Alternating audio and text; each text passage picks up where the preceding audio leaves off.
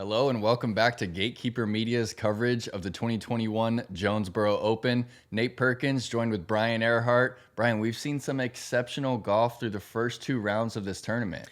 It has been incredibly exciting to watch these players absolutely shred this very challenging course this year. We saw a 10 down from Eagle and then an 11 down yesterday from Paul Macbeth. We've been seeing scores coming in that are hotter than we've ever seen. Maybe not breaking course records, but there are more players shooting hot rounds than ever before.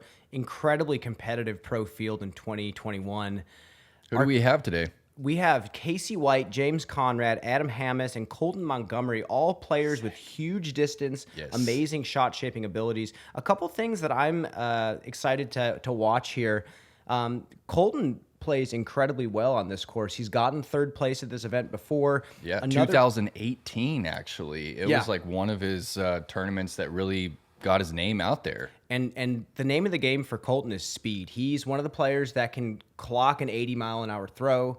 And when it comes to some of these longer holes that you're in between a control driver or a distance driver, Colten has the ability of being able to reach for one of those control drivers. Yeah, that PD. And the other thing that I am excited to watch is James is putting with a new putter. What do you think about this, Nate? Yeah, that's his new signature series disc from MVP, the Nomad. Yeah, it seems to be kind of a bigger bead putter, but the top is very flat and firm. He says he really likes throwing it and putting with it. So let's get into the coverage and take a look here.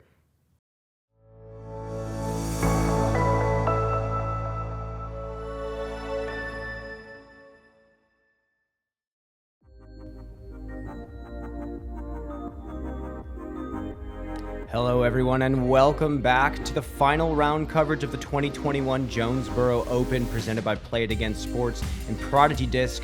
I'm Brian Earhart, joined here yet again by Nate Perkins, and we are capping off this fantastic event with another awesome chase card. These are some of the calmest conditions we've seen out here at the disc side of heaven. Yeah, absolutely, and it's made for an incredibly competitive field. A lot of players shooting way lower scores than we've seen in years past. Casey White has had a phenomenal tournament and seems so comfortable out here, shaping the disc on all sorts of angles and hitting some awesome putts. But we have a card of players that all have capabilities of shredding this course. As you can see, Ricky and Calvin are starting to pull away from the field, and we will see what happens in this final round. Hole 1, 450, pretty much dead straight, but at 450 feet, a lot of players like to shape this one, started out on a little Annie and get a full S-curve out of it. Some players can cover distance on just that flat shot. And that's tough. That's a special kind of player. Casey's got a DD3 in his hands, and like we've said before, he really loves that late Anheuser. And we'll see how it plays in this wind. A lot of players have been flipping these drives over. Like you said, little flex out of the hand. That might be a little high, stalling out left. Yeah, might be an up and down for a 3. Next off the tee, a 2-time winner on the Disc Golf Pro Tour from Virginia, James Conrad. And James has definitely evolved this year. He is now backwards hat James. And I love the look. Yeah, check out jamesconrad.com. Pretty cool to see him, getting his own brand up and off the ground. So this hole, he's got plenty of space to run here, but I know in the back of his head he's thinking about his follow through on this hole because there's a little drop off past the tee pad, and it kind of gets in his head a little bit, but fantastic not too drive much. nonetheless. Circle 1. On the tee, a winner on the Disc Golf Pro Tour from Colorado, Colten Montgomery. And Colten has, again, I say speed. He has the most surprising speed that I've ever seen from a player. He has such an interesting throwing style, and the discs fly differently coming out of his hand. Yeah, he's got this exaggerated dip in his Look at right this arm. line. It's pure hyzer. That's flat, Whoa. never turning once. That's all the way there. Oh, and a lot of times they get more ground play than that. And he's still in circle 1, putting uphill. Adam Great shot from Colten. And Adam having another tournament where he's shooting great scores and he's putting absolutely phenomenal. Yeah, we saw him go 45 deep yesterday with this disc. Let's see if he can tone it down just a bit. This is the nuke again? This is a Paige Pierce nuke. Oh, he needs that to flip. And that left side is not forgiving if he's tucked back there. We will see what kind of shot he has. Looks like he does have an ability to get through these trees.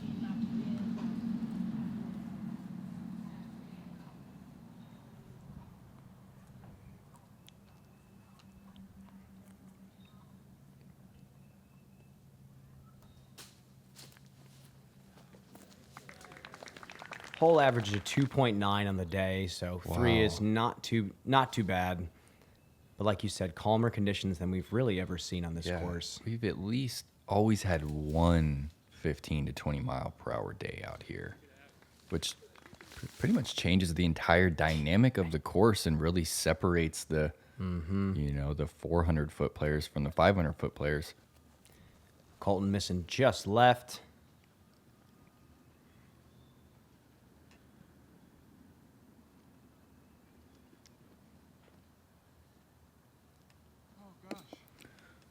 Little bit low from James. It's a really rare miss from James. There's only a couple players on the tour that are putting better than James from Circle 1. And looks like our card is going to be tapping in 4 pars here. And we mentioned the wind being lower than it's ever been, but this year it almost felt like it swirled more than it's ever done, done that. And what that can do is really mess with your game plan and make you question the shots that you're throwing off the tee. So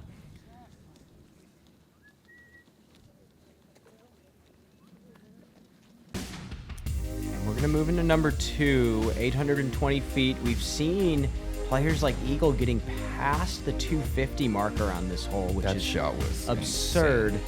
A lot of players are still having to work really hard to get the birdie on this one, so we'll see if we can see some solid tee shots out of these players.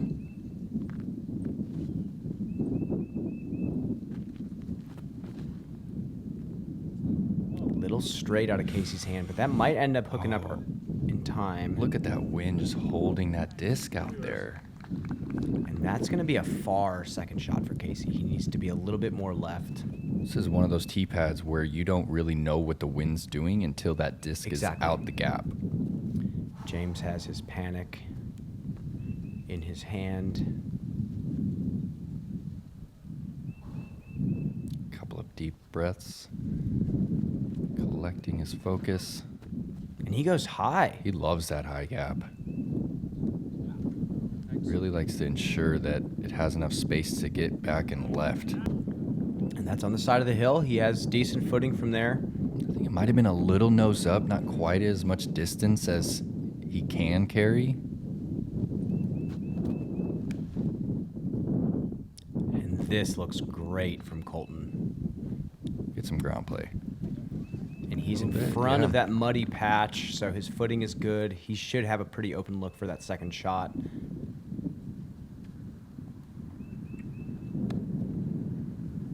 I'm becoming more and more familiar with these players' discs.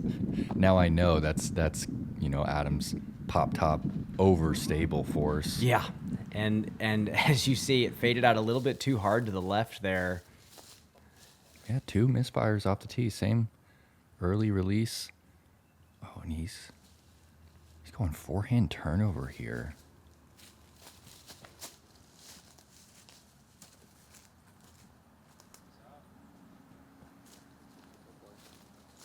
And it looks like it got close to the top of the hill. That was a huge shot from Adam. It's going to be a pretty easy up and down for a par. Oh, this is a really tough angle.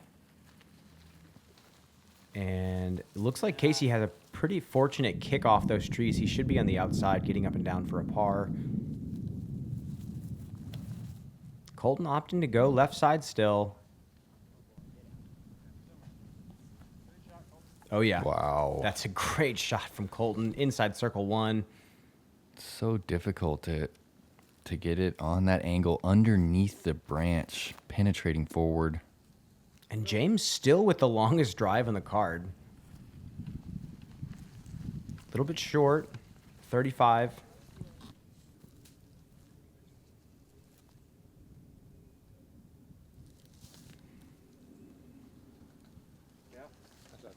Oh, yeah.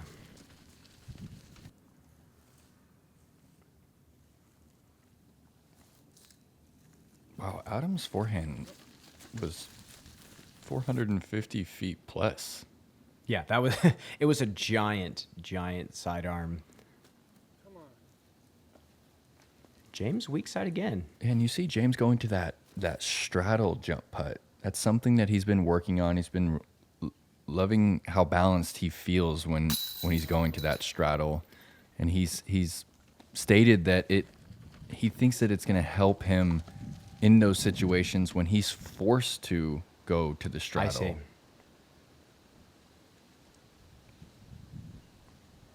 see. And after Colten taps in a great birdie from circle's edge, James gets his par. Another hole that averaged slightly over par, 4.05. It's really interesting dissecting this course by the averages, just seeing what you have to do and what holes you need to go for out here.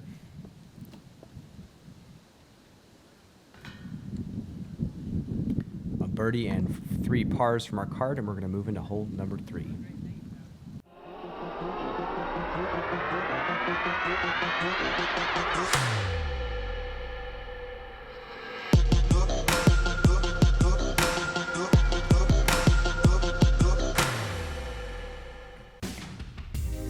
Hole 3, 435. Just enough wind out here to make it a specific angle. Too much ante, it's going to carry it off to the right. Too much hyzer, it can find that OB fence on the left here. These players have enough power that they can get there on the hyzer angle alone.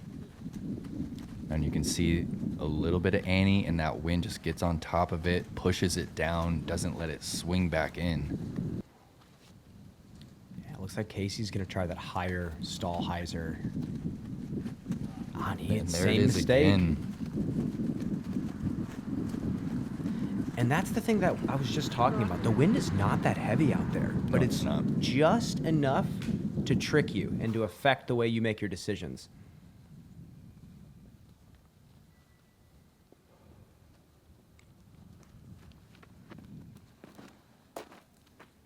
And that is a better looking line from James. A little higher, a little bit more stall. Oh, yeah. 25 feet.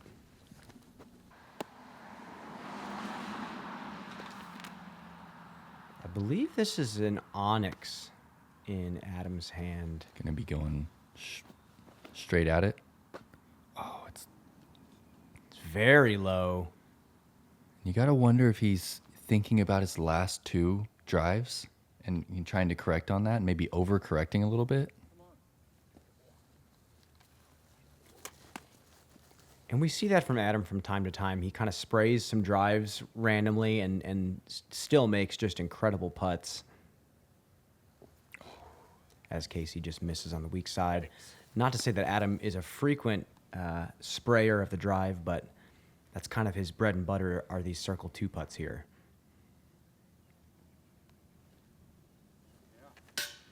Oh, those hurt to miss like that. Such a pure putt and just doesn't ever drop. Just stays right on that line. There we go. And the Nomad hits center chains. It's kind of amazing how similar the Nomad is to the JK AVR that he's been putting with. From my unbiased opinion, feeling it felt like they definitely took that big bead feel, but they gave it a much firmer, flatter top. Thank you for watching. I'd like to thank my sponsors Discmania, Birdie Disc Golf Supply, New World Sports Complex, and Disc Golf 978. If you guys would like to check out some Casey White signature merch, head over to Birdie's website for some hats and some polos coming soon. And as well, I have CaseyWhiteDG.com for some hats and some t-shirts with my logo on it. So thank you. Moving into hole number 4. Again, this is flying over the power hyzer. There are some OB tree bunkers that are scattered throughout the fairway. I am hard-pressed to believe that we're going to see some big hyzers coming out. Not sure about James, though. James does like these low ceiling shots quite a bit.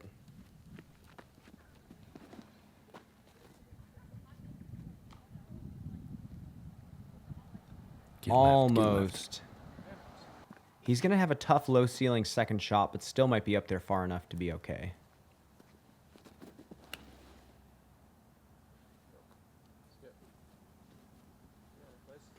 Colten throws his about 350 feet. That's just far enough to score on this hole. Oh, yeah. Wow, 3 out of 4. It's kind of surprising. All these players can just break this hole apart with that hyzer. And it looks like Adam is going to do such. Ooh, a little lower. This needs to keep forward, though. I just love the way that he swings his body into it. Yeah, he creates such a powerful lever with his footwork and his hips. Really beautiful golf shot form.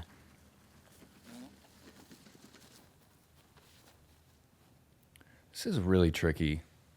You can't quite see the base of the pin, and there's OB like 20 feet left and 20 feet long. Yeah, it looked like Colten was trying to go putter at it. He still put himself to circle 2. That's the safe side, though. He's kind of putting uphill. If you're short, you're putting, you have a death putt. You're putting right at the out of bounds. Let's see if James can capitalize on this knee stance that he has. Putting full commitment into it. That'll be an up and down for a par from James. Tough lie.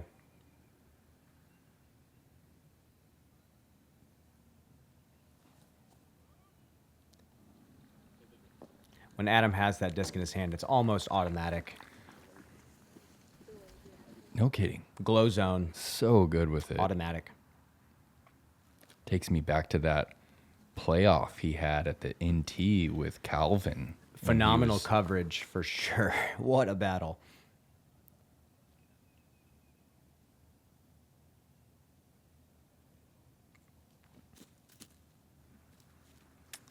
That tournament right there might have been the best putting display I've ever seen in a tournament.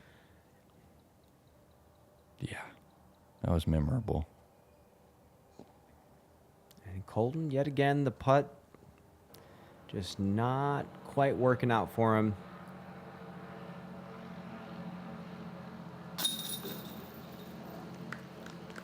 You know, it was actually at that same course in 2017 where Adam really came onto the scene at the World Championships.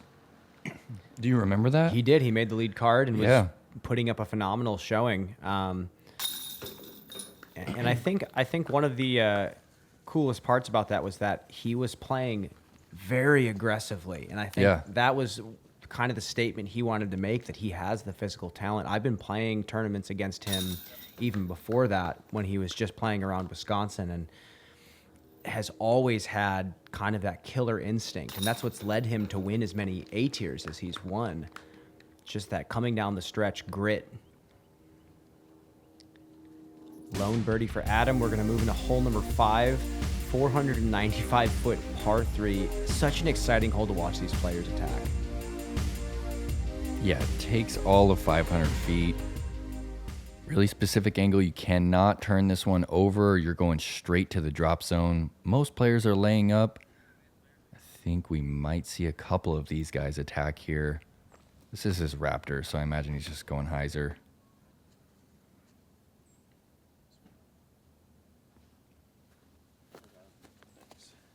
Textbook. And James looks like he's going for it. That's a panic in his hand. That is a 12 or 13 speed driver. Stable up. That is there it is. So big. That's swinging in. Come on. Deep. Oops. That's hard to do. Wow. He's 45 deep. Accidental 540-foot drive. Putting for birdie, though.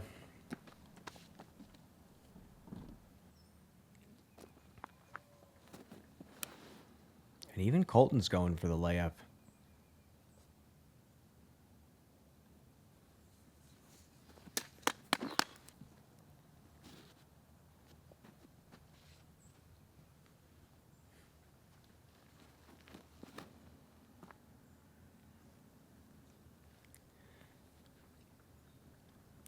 And I was told through the grapevine that Drew Gibson actually birdied this hole one of the rounds with the hyzer.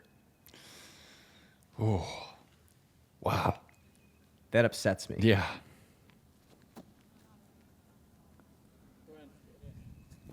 Oh, So wow. close What from a Casey. jump putt.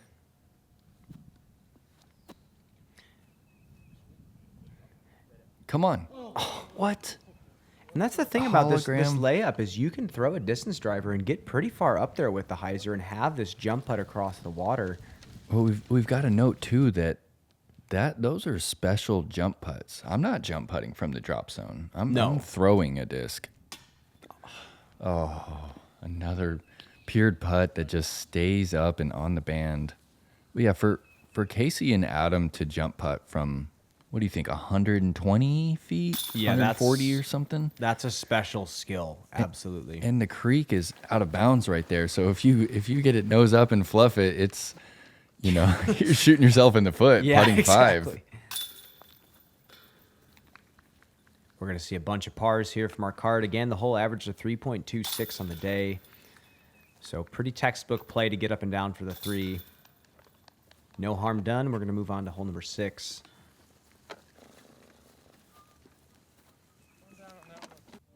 If I need to get up and down in a pressure situation, I'm grabbing the AVR X3 every time.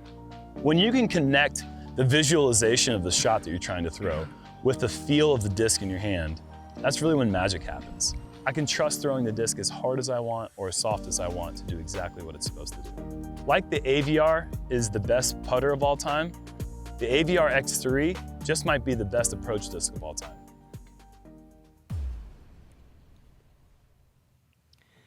And so far, we have seen some pretty steady golf from our card. Nothing spectacular, but we did see James go for it on 5 and just go long. Moving into number 6, 315 feet, island hole. Again, this one has had some strange wind play. Yes, it has. Just slight left to right, I think, has been the consistent wind. And this is a great shot from Adam.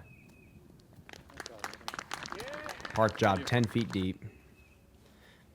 The scary part about going left to right, we've seen a lot of drives drop out of the sky. Yes. And this will be fine for James. Nice straight backhand. This is entropy. Oh, no. No. Oh, and it could have gone either way after it hit that wall. That stings. What a tough start for James. I mean, he just misses on 1, just misses on 2 and 5. He's only 1 down for the round and then misses the island. Colten making the correction on James's drive and puts a little bit more hyzer on it. He'll be about 25. And here's Casey chancing that crosswind.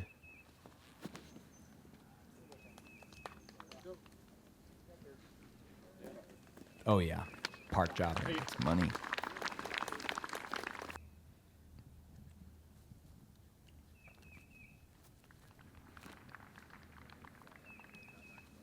I don't know if you heard the news about that Prodigy tent in the background coming down during that storm. Oh. Actually injured a spectator. Oh, my goodness. Yeah. And there was kind of a weird monsoon that did roll through in the afternoon and affected a lot of the FPO cards. Yeah, we're actually going to see this card play some of that wind on our final hole. Colten taps in his birdie, moving to 19 under par for the round.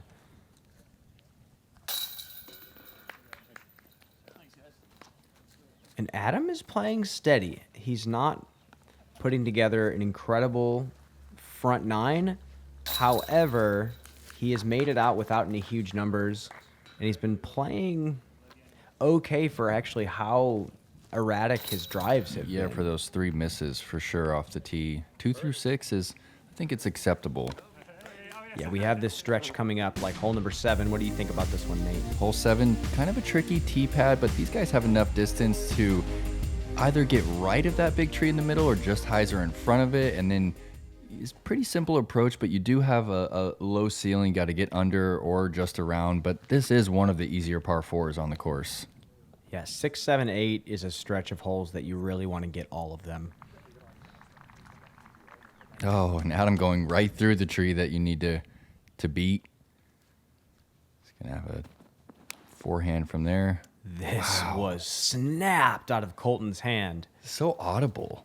So Is that- solid? Is that your fingers It is creating that? That is not your wrist tendons snapping. That's the disc coming off of your fingers. It's ripping out of your hand, and your pads of your fingers are slapping against your palm, essentially. I've always wondered. Yeah. I'm like, I don't make that noise. How do I get there? James fighting that uphill tee pad, and that's got to pick a side. And he gets way past that tree. He's far enough to where he doesn't have to worry about it. And let's Oh, take here a we look at this go. run up. Look how downhill he starts. He's just the king of commitment. It's incredible how he takes these really unfortunate tee pads that some players will complain about and completely turn them into an advantage for him. Colton going flick. Oh, wow. Perfect. Look at that speed check skip right there. Looked like it was hot, and then it just nestles. Uh-oh. Get a skip. Okay. Yeah, fortunate. What did this whole average, Brian? 3-4? This whole average is actually a 3.39. So yes. Nice. Incredible knowledge. That's That's actually kind of a crazy guess for you. That's awesome. thank you. It's Yeah. hard to bogey. Yeah, exactly. That's There's the no reason. danger. It's all contingent on really the second shot.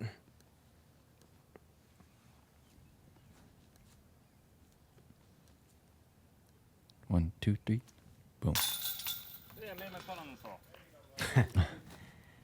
Casey gets another birdie, 2 in a row. Again, moving into this stretch where you have quite a few holes that are pretty easily birdieable. James bouncing back from that rough hole. Casey's really vocal when he plays. I really like the guy. Thanks so much to Gatekeeper Media for filming today. If you want to support what I'm doing or follow what I'm doing, you can follow me on James_Conrad_III on Instagram, or you can go to jamesconraddiscgolf.com to get some JC gear.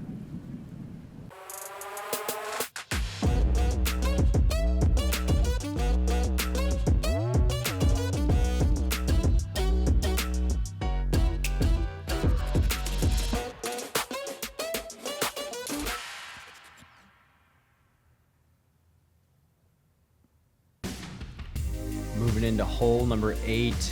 This one was playing deceptively tough. There was a slight crosswind that was making some of these forehands just soar over the basket. And the backhand turnover is not easy when this crosswind is pushing so hard. Adam going over stable force here. Yeah, Brian, anytime you have an elevated pin, there's kind of this added pressure to get it closer. Yeah, you know? that putt right there that Adam has is tough. It's so much tougher than if the basket was at its normal height. It shrinks the green, so to speak. Colton busting out the forehand. He said he's been working on this quite a bit, and that Oh, looked look at that great. angle. Maybe a little deep. Oh, Similar distance to Adam, and that's 35 feet elevated going into the woods.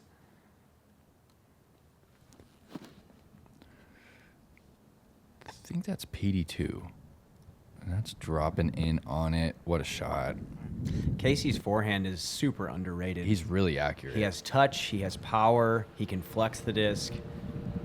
I definitely think it's aiding him in putting up some of these numbers that Oh. he's been putting up. Absolutely. At Dogwood, he was just I mean, night strike forehand all day. And James going with this tough turnover, and that's holding so well. But that's the challenging miss for that backhand to get it to curl around that corner and stop. You know, it's a relatively simple forehand, but it's one of the most technical backhands. Oh, absolutely. Especially with the slope of the green, you can't just like hammer it on Annie. It'll roll out. This is death putt.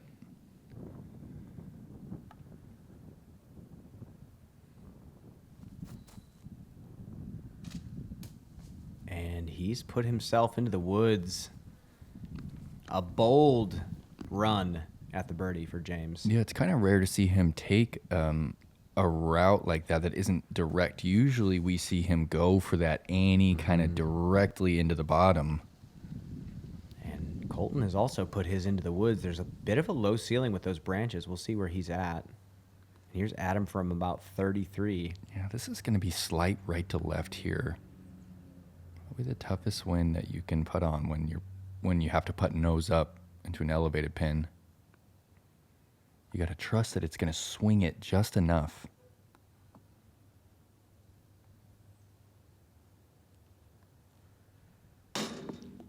And just doesn't get the lift from the crosswind he was probably expecting.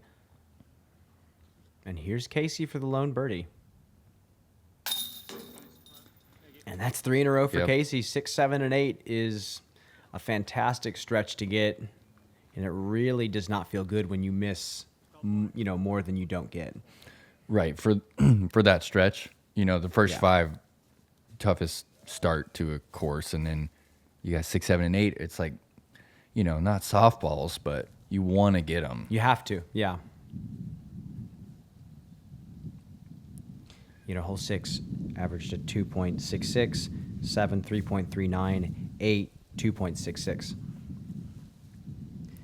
So tricky right here, obstructed. It's elevated, and there's this branch that hangs low. He's got to hit this putt really nose up and from the knee.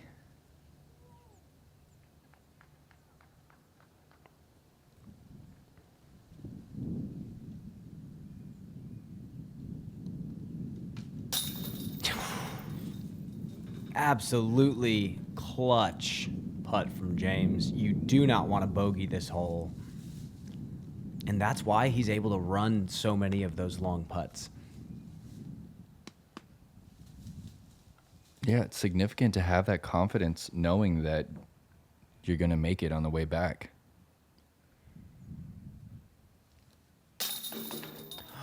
Weak side catch for Colten. And Shaking his head. he knows the stroke does not feel good today. He's had quite a few putts, either airball or miss on that weak side. Hole 9. Toughest par 4 on the front 9. 750. That tree is a good landing zone. You want to be either clear left of it or clear right of it. And then the approach is blind. Players are crashing hyzers into the tree. We've seen some huge shots on this hole, though. This is a cloud breaker from Casey White.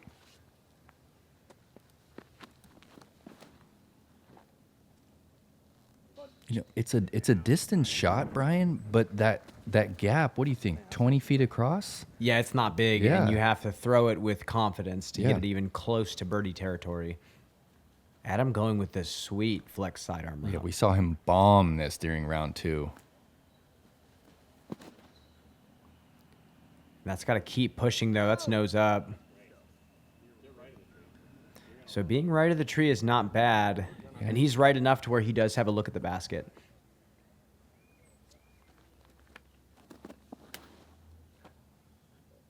And this shot seems to set up just perfectly for how Colten likes to throw the disc.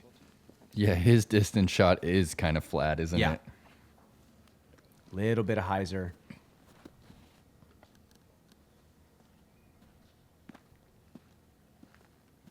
And James is capable of getting this disc. He's throwing an octane here. 12-speed driver. He's capable of getting it past the tree. Practiced with him all week, and he loves this shape. Oh, and he does sneak through. He's not thrilled with it, but he's going to have one of those hyzers that can challenge that guardian tree.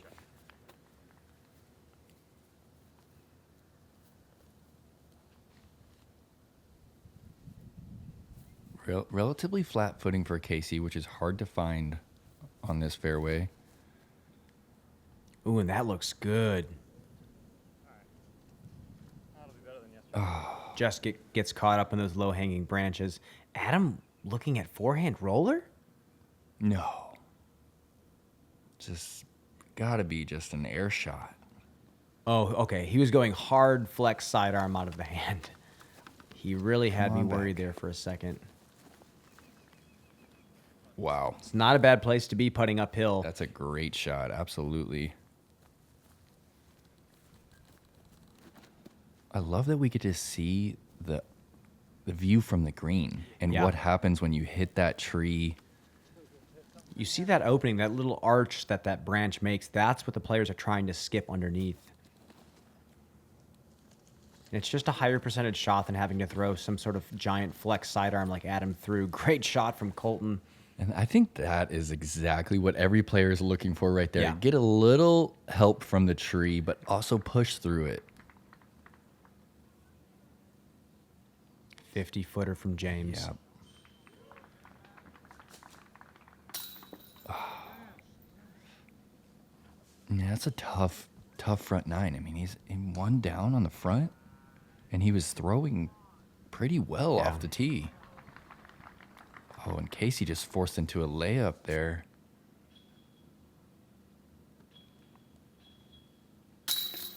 Flex sidearm, 30-footer.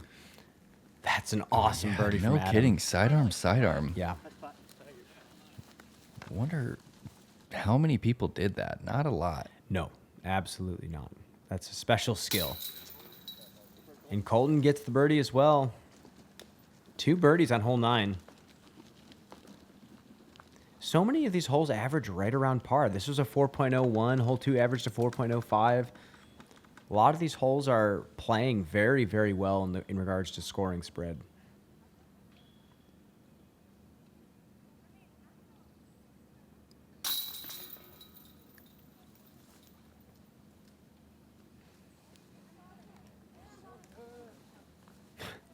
James not thrilled with his front 9, but throwing the disc pretty well, just putting himself slightly out of position.